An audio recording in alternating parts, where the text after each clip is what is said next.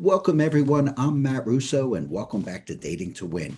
If you've been following this channel, you know we spend a lot of time talking about the challenges of modern dating. We've discussed dating apps, we've discussed ghosting, we've discussed relationship red flags, and most importantly, unrealistic expectations, and why so many people today are feeling lonely despite being more connected now than ever. But today, I want to go beyond the opinions. I want to hear from someone who helps people navigate these issues every single day. Joining me today is Katerina Sandoval. She is the founder of Love Frontier Therapy in Northern California. She specializes in attachment relationship challenges, stalled marriages, and helping people build healthier emotional connections. Katerina, thank you so much for being here today. I was so excited to get back into conversation with you since our phone call last week. So thank you so much for being here. How Thank are you you? for having me. I'm great. Thanks for having me. So, Katerina, when we were talking on the phone, I think we laughed more than we talked. We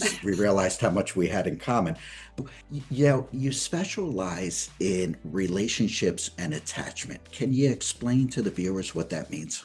Yeah, I mean, the science of human attachment basically is that we are wired to connect, and it's not just babies who need connection and young children, it's all of us as adults as well. So it's very natural that we need to feel close to somebody, and when we don't feel close to somebody, we get lonely, we feel anxious, we get nervous, so it's very, very normal. And so when we're looking at relationships and people feeling disconnected, we're always looking for kind of what's getting them disconnected, what are they afraid of, like what's threatening in terms of disconnection with their partner, what are they longing for in terms of kind of how to connect, their love language, things like that. So yeah, it's really looking at relationships from a different perspective than other therapists might, which is in terms of just like, this is normal, you guys want to connect, and you're just not finding your way to find each other. You're not finding each other. That's the issue. Well, it's funny you should say that because one thing that's always an echoing message, and it comes in from the questions that we receive from our viewers, is that dating today is just not fun anymore. It's frankly exhausting, it's frustrating, it's discouraging. So, from your perspective as a therapist, why does dating seem so much harder today than it did 15 or 20 years ago? It does not seem fun, honestly. Like it It's really doesn't. horrible. I feel so bad for people who are dating right now. I mean, I have two sons who are adults now and they're both dating. But yeah, I think well, there's so many reasons, but I think people have been, because of social media, first of all, I think people are afraid of each other at this point. Young people are afraid of each other because Would if agree. any wrong move, they're going to get, shamed on social media. So that's one problem. Then they get the social anxiety and then they're just kind of locked in their room. I mean, it's really sad. But then also the dating apps, I think are really traumatizing. And in some ways, I think they're great. I know a lot of people who've met like their life partner through dating apps, but I think it's also tough, and you start to feel like a commodity and like, Yes, you do. Do you feel that the way we meet each other has fundamentally changed because of dating apps? absolutely, Mhm. absolutely. I think most people do dating apps, and I think it's so much better if you can to meet someone while doing a hobby or finding things that you love to do and meeting people that way. It's really so much. I mean, it's just easier to be able to tell. I think I haven't done that many dating apps, but I have a lot of friends who do, and I think it's kind of a trap because it reminds me of like yesterday I was looking for shoes because I have an event and I had to buy some nice shoes, and I'm looking and I'm like, oh, this one's nice, but let me keep looking. Oh, that one's nice too. No, there's more, and you'd spend like it's the same thing. I think with the dating app, you're like it's never kind of like there's You're always another afraid. choice. Yes, you're afraid to commit because if you Yeah. stop swiping left and you go right with someone, there could be somebody better coming up behind them. I agree. Exactly. And then I think women are a little nuts with the dating apps. Like I have a friend or many friends actually, who had like a list of things that they needed this guy to have that they're trying to meet. And I felt so bad. Like, how can you possibly meet all these expectations? And then actually it was funny because I had a friend who had a list and it was ridiculous ridiculous. It was like, you have to be this, but you can't be that, and like, crazy. And she wasn't getting many hits. She got like two or something. And my husband was like, So she put her list out online? Was it, she, I think oh, she kind of did. It wasn't the way that really a list, but it was like, yeah, it really was kind of a list. I And see my that. husband was like, no, no, no, no, no, let me write it. So my husband wrote it for her. And the next morning she had 80 hits. So Well, you married the right fortunately, guy. right. Unfortunately, she was different from him. But anyway, yeah, I think it's tough. I think it's ridiculous. All the list is like not a good thing. It's hard. And I bet with your friend, even if there were dates, they probably didn't get past the first date many times. I Right. mean, Well, that's I'm making that assumption. totally. No, but that's the red flag. That's kind of a red flag. About, people ask me all the time, like, what's a red flag? Like, I think it kind of is like how, if somebody has such high expectations and they're sort of like, interviewing you, although I think that's a normal thing too when you have when you're online dating, you do interview each other. You do. And some people take it to the umpteenth degree, which, forget about trying to create chemistry when that's happening. I mean, we look at social media and we see filtered lives. We see perfect vacations, perfect bodies, people that appear to be in perfect relationships. And from my own experience, a lot of these people are people that are internally screaming for help. With your counseling and the couples that come into your office, do you see the effects of social media on these folks today as individuals and as couples? Well, I see the effects of the phones. I don't know if it's social media so much, but it might be. I'm sure it's everything, but they're addicted to their phones, as we all are to some degree, right? But yeah, so they're disconnected. I think partly they're just kind of connected to their phone. I mean, this is not everyone. This is just some people more than others, but like, yeah, it kind of makes you have ADHD, right? Like we all have a little ADHD from our phones. No, I have it without my phone. Yeah, it's like I want to check Reddit. No, and you're supposed to be having dinner with your family and you're checking Reddit. I do think social media is changing the way people value themselves and value their partners. Do you agree with that? Absolutely. No, that's for sure. I think you're absolutely right. And Yeah. I can't imagine, I mean, how often the couples come into your office or you'll Zoom with them, and social media was actually one of the biggest deterrents that has created this cancer in their relationship. Do you see it a lot? Yeah, I think people do. Yes, I think it's a problem in terms of getting, really feeling good about your partner and feeling like, I think people do think there's something else out there maybe for them. And so when they run into problems with their partner, which by the way is completely normal, we all have problems with our partner, but then they think, oh, maybe it's better, the grass is greener on the other side kind of thing. I think that's probably Well, that is in your general a problem. your partner sounds pretty good. I mean, he got her 80 dates. So, I mean, obviously you married the right guy. Right. I love that story. That is funny. So, attachment styles. I don't know much about it. Can you explain to our viewers the different types of attachment styles that human Sure. beings usually show? Yeah, the main ones are called anxious and avoidant, but basically anxious and it's not gender related, but it can be. I mean, anxious attachment is more like people who easily feel kind of abandoned and they really need to know that they're wanted and loved and cared for, and they tend to kind of scan the jungle for signs that they're not being cared for. So it can be either gender, like I said, but oftentimes it can be. I see more women, let's say, that are like that, and really they just want to be close and feel loved and feel cared for. But if something's not feeling caring, or they're interpreting a certain behavior of their partner as not caring, like I always give the example of like when I first got together with my husband, it took me a while to understand him, and when he didn't come home at first and like give me a hug, let's say he had a bad day, I would be like, oh my gosh, he doesn't care about me. He doesn't really like me. What's going on? And that's a typical like anxious attachment. And so then what I would do is go, well, you don't really care. Why didn't you give me a hug? Like sort of accusatory. And then he's backed up against the wall going, whoa, whoa, whoa. Like, I don't even get the benefit of the doubt here. Actually, I just was in a traffic jam and had a horrible day at work, but I didn't give him a chance to say that. But you get, so that's the anxious attached.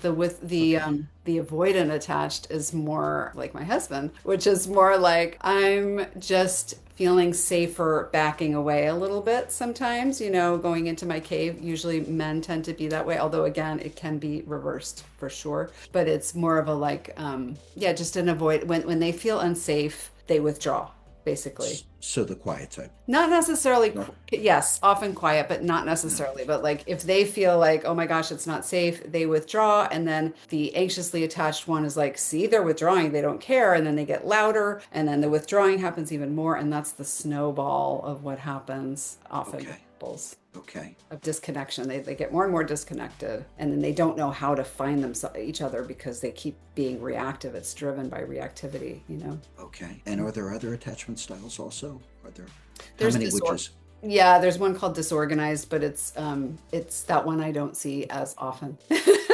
You? That would probably be me, Really? disorganized. No, I'm just kidding. Well, but yeah, so it's more rare, but the avoidant and the anxious are the typical ones.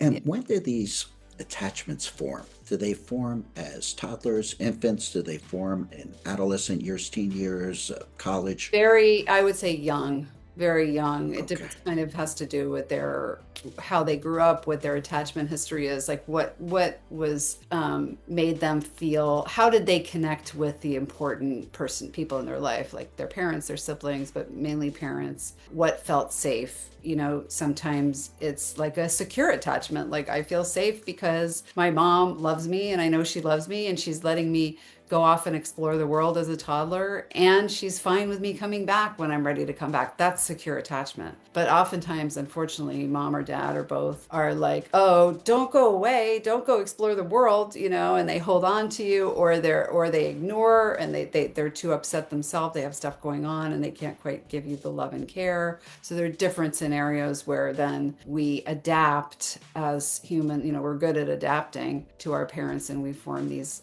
attachment styles, you know, to compensate. You know, it's interesting. I always say that your parents throughout your entire life, from the day you're born to the day you die, really are your major role models in your life. And I've had guests on the show and people that I've spoken to over the years, and it always shifts back to the inability of the parent to fill the needs that the child had. In other words, that they didn't say, I loved you so much, or show affection. Would you agree with that? Oh yeah. Yeah, I think it is. Yeah, they don't when people don't get enough care and, you know, validation, and I mean nobody's perfect, right? I mean, I'm a parent. I know and I'm certainly not perfect and nobody is. But, you know, you can use your mistakes as a parent to actually strengthen the bond. So if you make a mistake and you come back and you fix it and you repair it and you go, I messed up. I'm so sorry. I was really out of it yesterday and I know I wasn't, or just before, and I wasn't really paying attention. I'm here now and I love you. Like, what a gift to do that, because then it's like it's going to be okay even when there's a mistake, even when there's something disconnecting us. My mom or my dad or my important person will come back and we'll work through it and we'll be close again. Like, what a beautiful thing. It But is. unfortunately most people don't do that, but that's what we're learning in relationship. That's why relationship is so healing. Like, we're learning to come make mistakes and come back and repair them and strengthen the bond by When doing we, I'm sorry, go ahead. just strengthening the bond by doing that. The more that we come back and repair, and then we have more ability to tolerate mistakes and imperfection. I think that's another problem, by the way, with social media and dating apps, is that there's not a lot of imperfection. So I think you're sort of lulled into thinking, if there's a mistake, if my date makes a mistake, then forget it, all bets are off. It becomes this sort of black and white thing where we're all human, we all make mistakes. Like, that's an opportunity, you know. You know, it's funny. I think I was a product of parents from the Depression. And my parents did show affection, at least my mother did. But they also gave me the discipline that I needed to succeed in my life. And I think parents parented in that fashion probably until the 1960s, early 70s. The problems that we see in society today, how much are due to lack of parenting? Probably most of the problems we see. Okay, Yeah. so it's that big of an issue. Oh yeah. So you would say it's not about bringing guns into this, or about drug addiction. All of these are ways that an individual is screaming, I need help. But a lot of it is stemming that they were not getting what they needed from their parents from the day they were born. Yeah, although it's not always parents. It can be, a lot of times it is, but it can be siblings. Like, I had a, if somebody had a difficult relationship with a sibling, and it can be school, like people who, a lot of people have really good home life, were happy with their parents, but then they were bullied at school. So it's something early on that happened usually that really affects them. That's what I thought.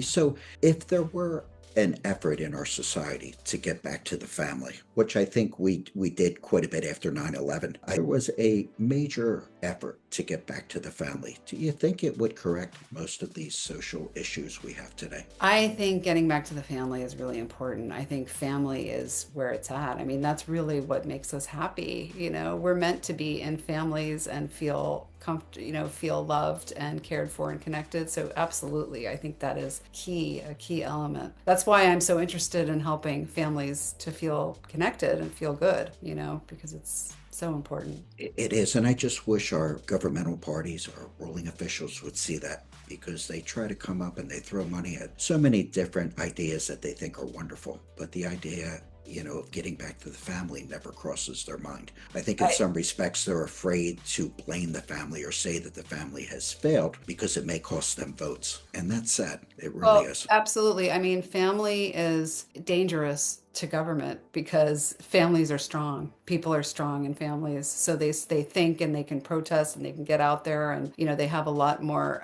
power that way. I think when people are not in families, they're just not. They don't have the support as much. So it's. I mean, if I'm going to get into conspiracy theories, that's. And I didn't mean to take you I down that don't know alley. why. Yeah, but I I just think families apologize. are really important. Well, I want to change gears a little bit, because we did a podcast probably about 9 months ago. And basically, we saw a statistic that said a large percentage of men, and some people say it's as high as 63% of the men under 30 have stopped dating. They're happier gaming, hanging out with their friends, taking in a sport event. Are you seeing this? I mean, you have sons that fall in that age group. Are you seeing that with your sons, with their friends? Absolutely. I mean, my sons, thank God, are dating, but I think it's really tough. One of them has a girlfriend who's wonderful, and the other one is dating. I think it's really tough. I hear stories all the time, and I can understand why. Why would you want to date if all you're getting is like somebody like either ghosting you or just leading you on and not actually getting together? That happens a lot, I've noticed. Like they'll chat, but they won't actually get together, or I think there's just old trauma from social media when they were in high school and feeling like what's going to get out there, anything I say could get out there and be used against me. I think it's a really tough thing and so scary. So I can understand why people are like, forget it, I'm not doing this. What advice would you give these poor guys? I mean, they deserve the opportunity to find their mate. They deserve the opportunity to have a happy family. What advice would you give them? Oh my gosh. I think they should just be themselves and get out there and meet somebody. Don't do it through, if you can, not do it through a dating app. Just Okay. get out there and meet people and be yourself. I mean, there's so many great guys out there, like so many great guys, and they should not, don't get into that culture. Don't even go there of the social media and anything that makes them feel bad.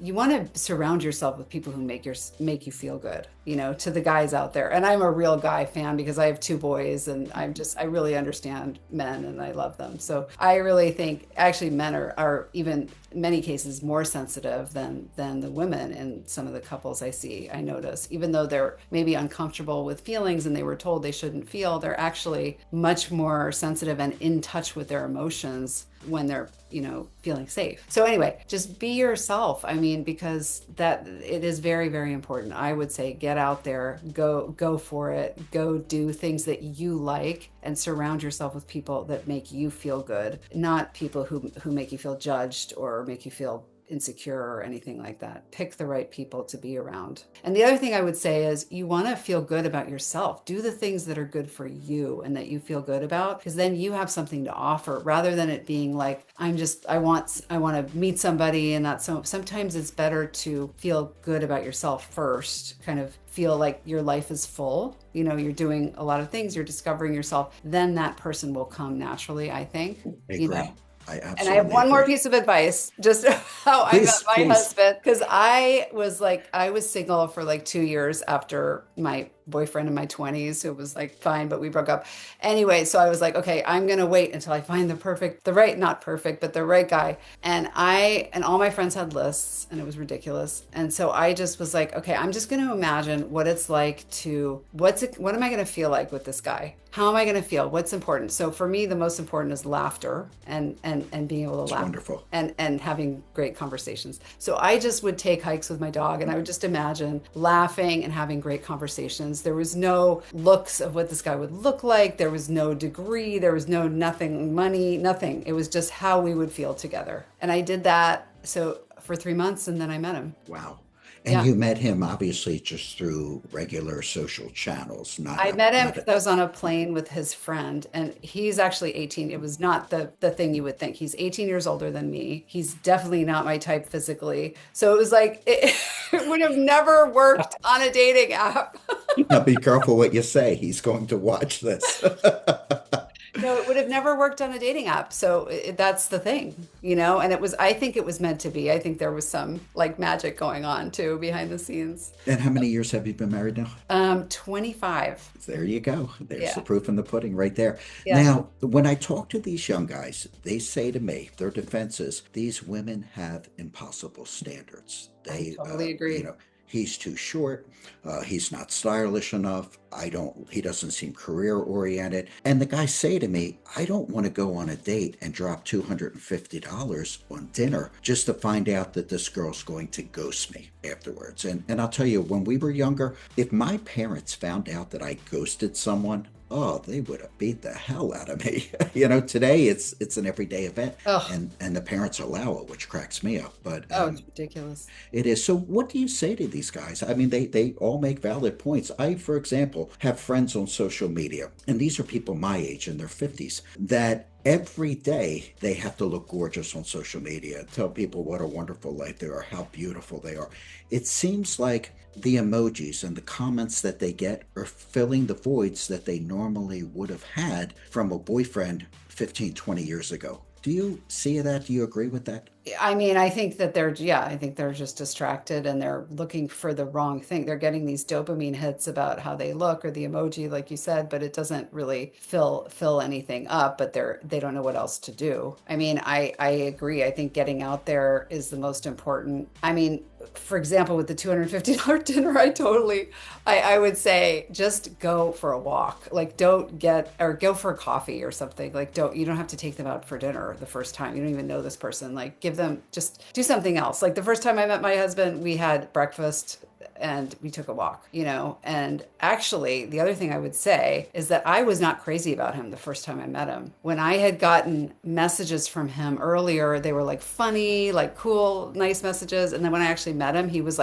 really uptight because he was looking at me going, oh my gosh, she's like 18 years younger than me. Like, this is weird. Jackpot.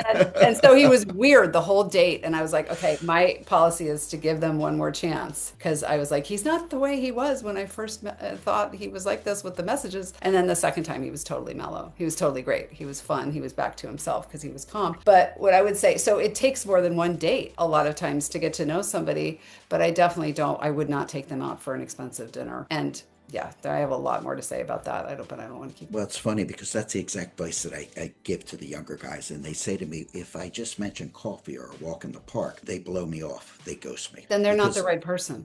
exactly, Yeah. exactly. And what they're looking for is they're looking to be entertained. They're not looking to date someone for a relationship. Would you agree? Totally, absolutely. I think that's a red flag right there. If they can't handle like meeting you first in a park or taking a walk, what are they, then they probably have the wrong priorities. I have to say, I've had friends who were like, I had one friend who was like, let me show you, she was dating. I was like, let me see. I've never really looked at a dating app, so I'm looking through. And she was so ridiculous. Like wanted a certain look. And she was like that type you're describing, like all the things. And I was looking and I was like, oh, he's cute. He's cute. He's cute. Like every single one of them. I was like, oh, they all seem great. And she was like, no, no, no. And I was like, needless to say, she's still single and it's been many, many years. So, There you go. yeah, there you go. So let me switch gears to the girl. that's posting on social media once, twice a week, 3 times a week, glamour shots, duck lips.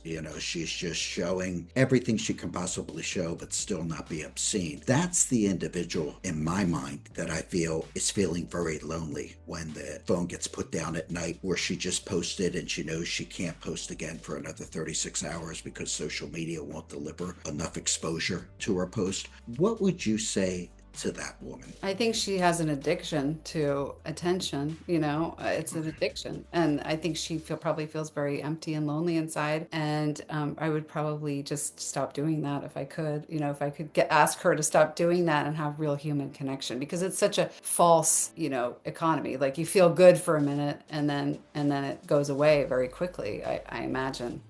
I can imagine, and then you do it again like any addiction. Yeah, exactly. To get those hits, those emojis, just to get that rush of dopamine. And for some of the ladies, I imagine it's very hard to go cold turkey. I'm sure. So I would probably have them do it in small steps at first. But I think that would fall under definitely an attachment disorder. Would you agree? I mean, I think I think they were trained that way. I think it's our society with these phones and the social media. Like, I mean, it's ironic that the social media companies often actually send their kids to Waldorf school where there are no phones allowed. But I mean, they know exactly what they're doing. But I think, yeah, unfortunately, especially women have been trained, young women have been trained that that's how you get attention, that's how you connect. And it's very sad. But yeah, I would absolutely work, if it was me working with them, I would ask them to slowly, not do that. And for a man, I mean, I would say that's not the kind of person you want to date. Like that I mean, maybe eventually if they were able to feel, not do that as much, but it's not going to go well if you're trying to date someone like that, probably.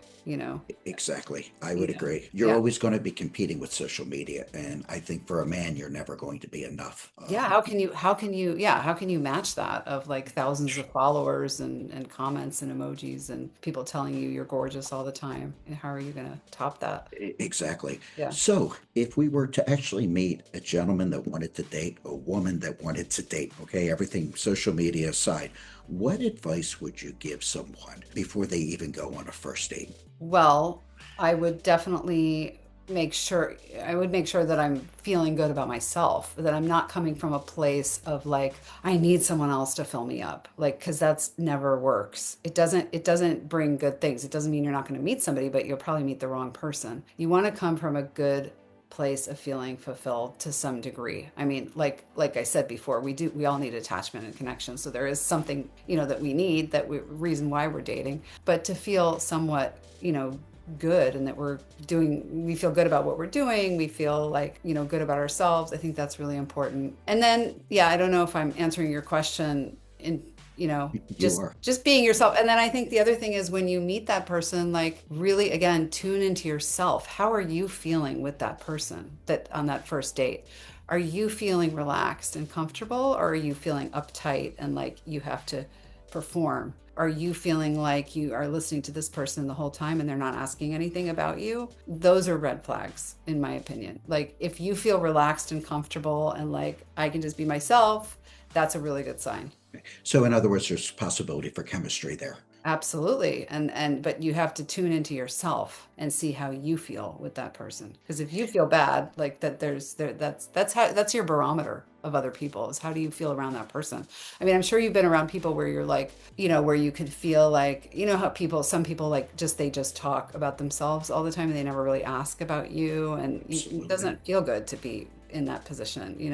So you can feel it in yourself, or I'm sure there are other situations like that where you're like, oh, I don't feel great. But the main thing is feeling relaxed, feeling good, and like you can be yourself. You don't have to be somebody else. Just be yourself. If he likes you, then great. So, you would say that's probably the biggest green flag in a relationship is that you can, Absolutely. okay, so Yes. that you can be yourself with that person. Yes. That's the most important thing. That's wonderful. So now I'm going to get back to your situation. I want to talk about age gap relationships.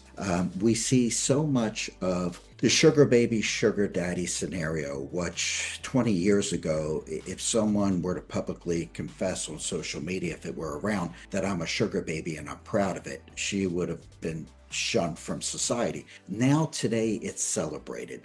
Mm. But We also have, and they're not always a sugar daddy, sugar baby relationship. We have age gap relationships. We have guys in their 50s dating girls that are in their 20s. We have women in their 60s dating men in their 20s. Um, what's your take on that? Why is this popular now and it wasn't popular 30, 40 years ago? I didn't, oh, well, I know the cougar thing is more popular now. Just because of like these movies with, different older women having relationships with you. But I don't know. I mean, I am not really not one to talk because I have my husband's 18 years older. I was never a big fan of that at all. And it was not for economic purposes. It was just because it was the right match for whatever reason. But I think that's so I don't really know why that's happening more, but I think it's more common in Europe actually to have more gap between, like my parents were 10 years apart, they're German, and other people, my brother is like 12 years apart from his wife in Europe. But I don't think it's easy because you're coming from different generations, and you have different memories and different like things from high school and music that you grew up with and all the things are different. With my husband and I, because my parents were a lot older than normal, our parents were of the same generation, so we were raised very similarly. So that's I think why it worked between us. But usually, you're just so different in so many ways.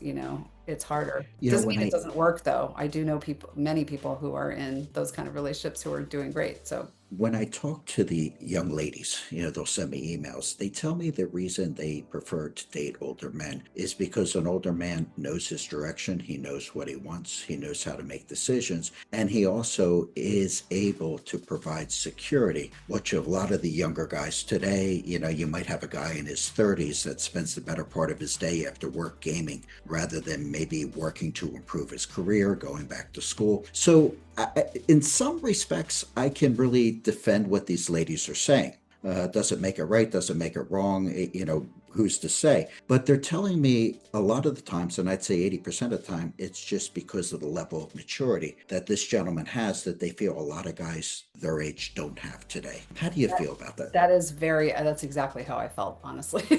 When I Okay. was 30, I was 28 and 30. I was like, no, no, no, no. But yeah, but I mean, there are always exceptions. There are many, many men that are that age that are different and mature and, have a direction. But it's true that the vast majority, I think that women like to be with someone who feels more secure in themselves and kind of knows more about, is just more mature. I think that's Okay. very true, and I can understand that. That Very makes good. total sense. Yeah. I would agree. I would agree also. So I'd like to talk about your practice a little bit. You specialize in stalled marriages. You specialize in the dynamics of the family and trying to put the family back together. If I were to come to you with my wife and I would say, we've got what we think is a great marriage, but we just don't feel the same for each other anymore. We've got a nice big fat bank account. We both have wonderful careers that have blossomed beyond our wildest dreams, but we just don't feel that we're on the same page and we're not communicating and we're thinking about divorcing. How would you handle a situation? What would you have that couple look at? Well, if they were coming to me, probably they want to give it another shot. They don't Okay. necessarily want it because usually people who come to me want to be together or they want to try. But usually I would say, they're feeling disconnected in some way, chronically low grade disconnected, and that's why they want to separate or they're thinking about separating. So what we do is we really work on reconnecting them, figuring out how did they get disconnected? How do they get disconnected? Are there old like hurts from the past that they haven't really healed? What is their quote unquote negative cycle or pattern between them, and how do we get it going in the right direction again, in the positive direction, so that they feel connected? Then you can tell once they connect. So what I always say is like, let's connect, let's get you feeling connected again, and then you can see how you feel. But just from this place of feeling disconnected, it's really hard you're kind of like, you don't really know. You're like in a dark room. You don't really know. So let's get you connected first, and then we'll see. And oftentimes, most of the time, when people feel more connected, they rediscover kind of the love they had for each other. And it's not gone. It's just been sort of suppressed because they've been feeling unsafe with each other. They've been suppressing things. They have felt hurt, different things where they start to withdraw more and more and suppress. And so that's why they get disconnected usually. I mean, There are exceptions to that, but most of the time that's what I see. So, for our viewers that are watching today, if we have a gentleman that's listening or a woman listening and she just doesn't feel that connection with her husband, what should be the first step that they should take? Well, I mean, if they're not doing therapy, which by the way, I'm not a big proponent of therapy, I don't think therapy is always the answer. Really, what helps, I mean, the science behind attachment and connection is vulnerability. The science behind it is that couples connect through vulnerability, not just couples, but any relationship. But that's how we reconnect. So when you're feeling disconnected, be vulnerable. Talk to your partner. Say, hey, I need to, and don't just talk out of the blue. Like say, hey, can we sit down when we both have time and have a conversation? And what we don't want to do is be reactive, which we tend to be, right? We go from 0 to 60 into reactivity, either frustration or shutting down or hopelessness or whatever. Those are all reactive stances. Instead, we want to go, hey, I feel sad because I miss you and it makes me sad that we're feeling disconnected, and this thing is still bothering me from a month ago where we had a fight. Can we talk about it? That's vulnerable, and taking your time and not blaming your partner, but talking about yourself. This is how I feel. This is what I worry about, and always giving your partner the benefit of the doubt. That's one of the worst things, is when we assume something about our partner we don't really know. When we say, oh, I know it's because you don't care, or I know it's because I just never get it right and you just think I'm wrong all the time. Like, you don't know that. That's how it feels to me. It might be like, Sure. I worry that you think maybe I tell myself that you're not caring about me in those moments, but I know that you might have something else going on. That's giving the benefit of the doubt, and it gives our partner a chance to go, first of all, thanks for telling me that. I'm glad you told me that. Thanks for being vulnerable. And I don't want you to feel that way. And that's definitely not how I'm feeling. I'm having my own struggle here, and that's why it seems like that. Vulnerability, I think, is the key. And in all my research that I do for episodes, it's always the ability to put yourself in a position of vulnerability to grow. The problem that we have today, we live in a very proud society. We have egos. A lot of times it's hard to get a couple to put their ego away long enough to express their vulnerability. How do you diffuse an ego? What would you do? What would your advice be? Yeah, I mean, I don't see it so much as the ego, but I see it more as a protective part. And I think when we say it, when I say that to people, it's more like, oh, like it makes more sense. Like, you're protecting yourself right now because you've been hurt for this and this reason, right? And maybe it comes from your childhood where you had to protect yourself in this and this way. Because usually we're bringing the backpack of the past into the relationship also. Always. So I think it helps people to know this is just a protective part, and you're protecting yourself by putting up your shield, or you're putting out your porcupine quills because you're not feeling safe right now. That doesn't mean your partner is not a safe person. It just means that something's happening in the dynamic where you're not feeling safe. So it's like, yes, absolutely. It's very risky and brave to put down our shield or our ego, like you said, like to put that away and to say, I'm going to be vulnerable right now. It's very hard. It's almost like sometimes it's almost impossible to do it when you're not feeling safe, because there's a reason why we have that shield. But it's kind of like taking baby steps towards it, saying, I really want to be vulnerable. Even that is vulnerable. Even if I'm not totally there yet, but I really want to be vulnerable. That's vulnerable in itself. Or I'm confused about what's going on between us. I'm not sure. All I know is that I want to figure it out, or I want to feel closer to you. That's vulnerable. It doesn't have to be like really, really deep for it to be vulnerable. So it's just really having the courage to take that first step. There's no drill or there's no ABC plan that you could give someone other than taking that courage to take that first step to save that marriage. That's right. And the humility, I think that's also what you're saying, is like the humility to be able to put aside your ego or protective part to go, hey, this really matters to me. And I know I've made some mistakes here, and I want to, we both made mistakes, but being able to admit your own mistakes, that takes humility. So yeah, absolutely. That's the first step. And on the flip side of the coin, a perfect marriage. And you've come across so many couples in all the years that you've been counseling. Somebody listening tonight, a couple, what would you say? And of course, there's no permanent definition of what a perfect marriage is, but what is a good marriage? Can you define that for me? Yeah, I mean, there's so many elements to it, but it's really trust. It's basically being able to make mistakes and repair those mistakes that we make with each other, to be able to put your needs aside to come towards your partner. But that doesn't mean fully put your needs aside. Like, some people go to the extreme of like, I never have any needs and I'm just doing. No, it's like combination. You have to take care of yourself too, but being able to compromise is so important. Being able to compromise and come towards your partner and understand your partner's what I call raw spots, like difficult parts that are hard, and being able to help with those, and vice versa. That they are aware of where your vulnerabilities are, and that they want to help with them when they can. Obviously, also taking care of themselves. So it's that balance and the repair. The repair is very healthy. Like we all make mistakes, and we have repairing them is how we stay close, really. So really, it's a give or take all day long. You're giving some, you're getting some, and the lines of communication are always open. It's Absolutely. funny.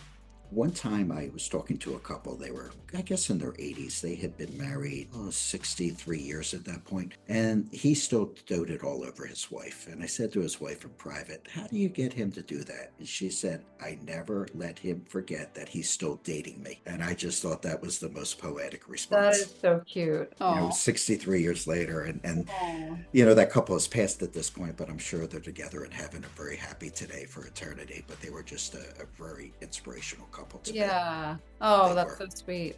They were. I thought it Yeah, was a my cute response. oh, adorable. My parents were married for a long time too, and my father passed recently, but it was just, they went through everything together, and they just hung in there with each other through, you do go through different things. My dad had a stroke, all kinds of stuff that you go through together, ups and downs, and that's just life, because that's what brings us, that's what fulfilling in the long term, because if we just want to be there for the good times, then you end up alone. But we're going to go Yeah. through all the things, and that's part of being in a family.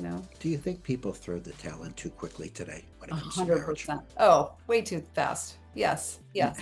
how many of those marriages do you think could be saved percentage wise? Probably 70%. Wow, that many. Hmm. That's just amazing. It really is. Another problem that comes into the marriage is childhood trauma. And we talked about that at the beginning of the podcast. How your parents are your role model, and sometimes you can carry that trauma of what your parents didn't give you into your adulthood, into your marriage, into your parenting skills. Talking to a couple today where you recognize that, one of the spouses has childhood trauma, how should that be addressed in the marriage? What should be done? Yeah, I mean, and we all have trauma to some degree, but there's trauma, there's harder trauma than others.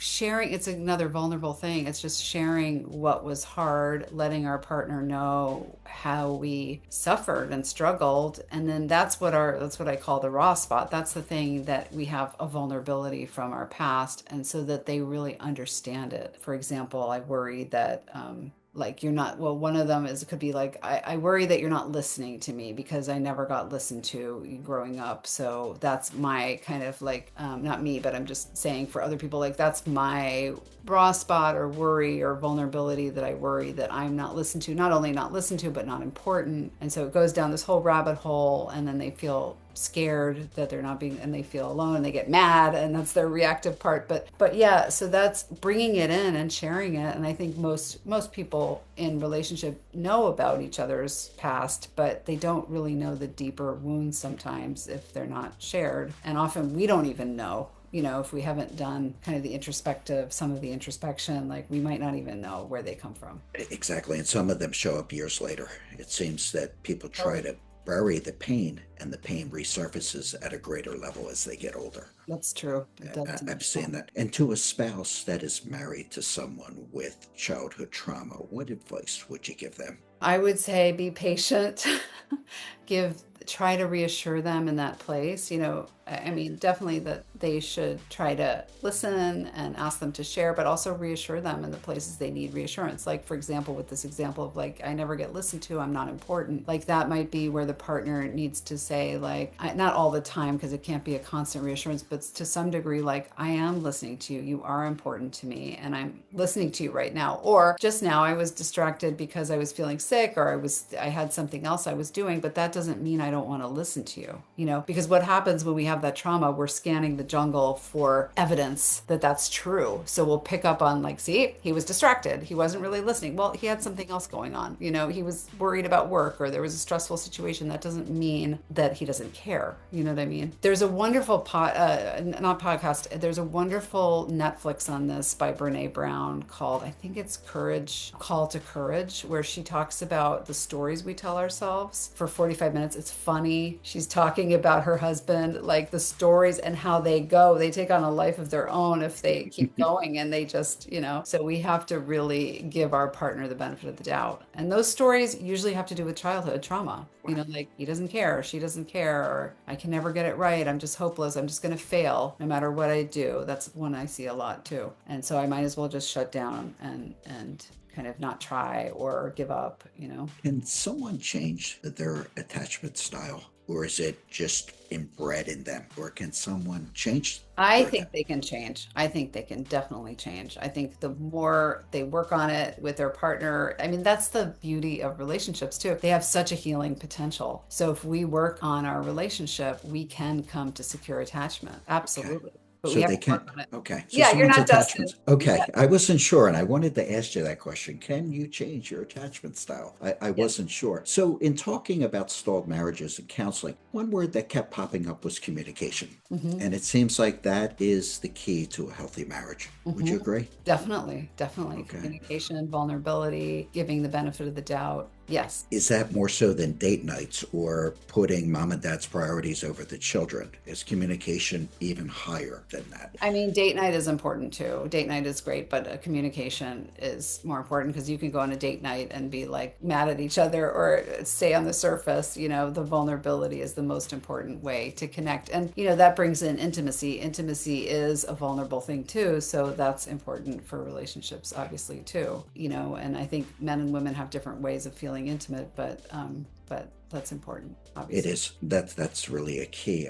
I would definitely agree with you. The intimacy. We could spend an hour just on that. So I want to talk about your practice a little bit. And, whenever I have a guest come on, I always do my research, and your webpage was amazing, which we're going to put in the link down below. But tell me about some of the programs that you offer to the folks that may be listening tonight that would love to hear more from you. Okay, great. Yeah, well, the main thing is that I made a couples course myself that is, it's called evolvecouples.com.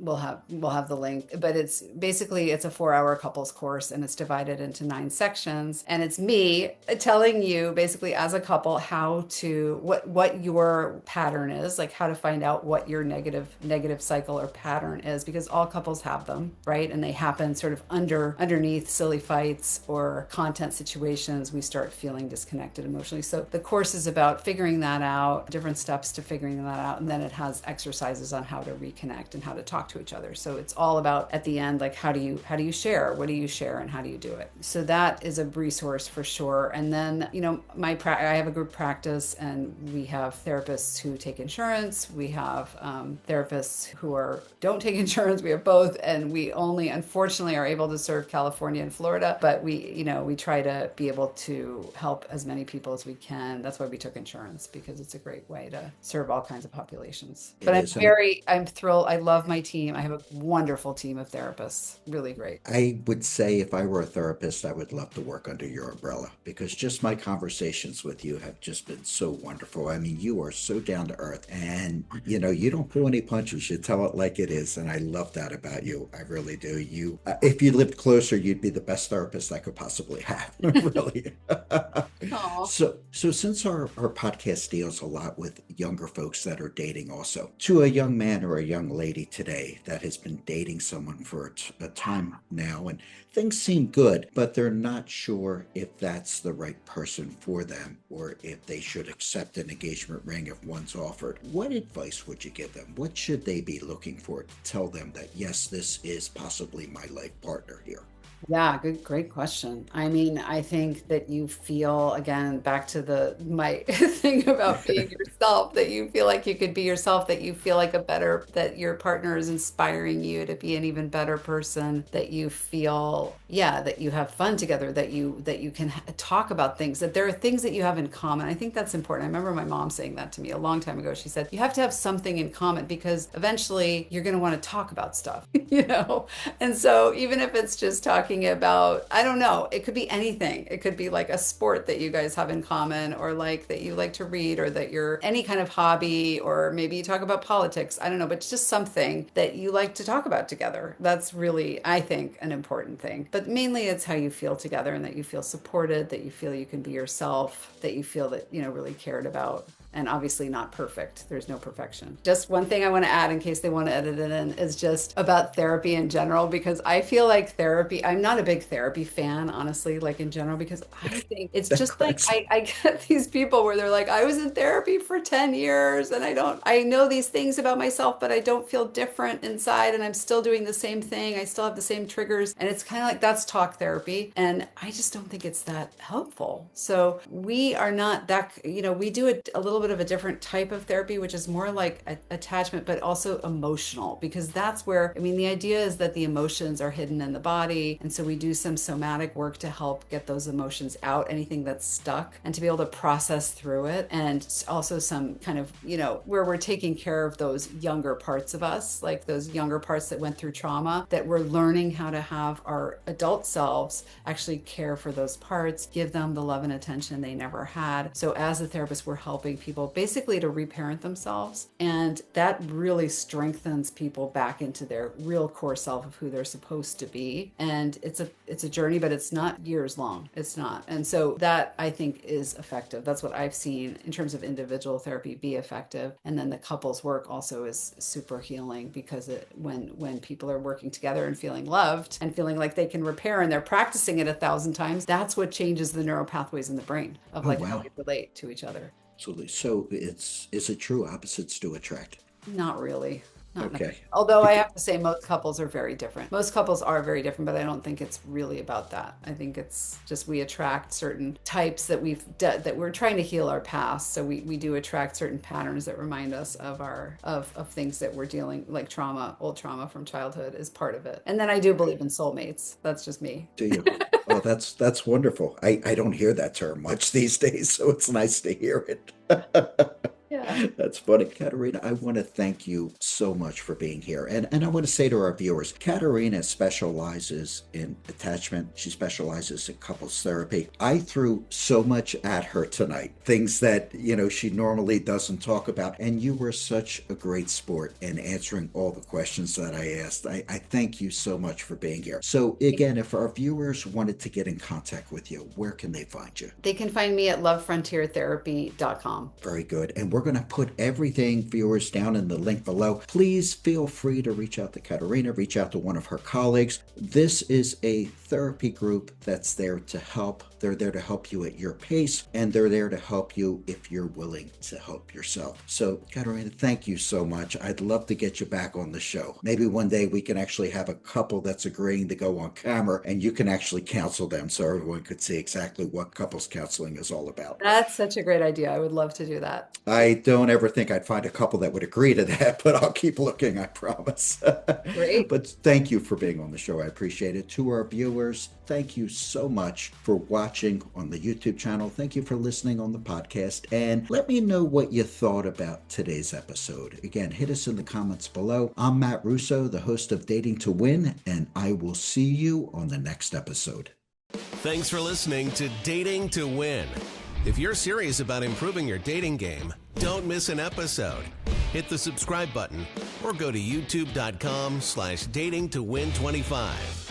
Good luck out there, and we'll see you on the next episode of Dating to Win.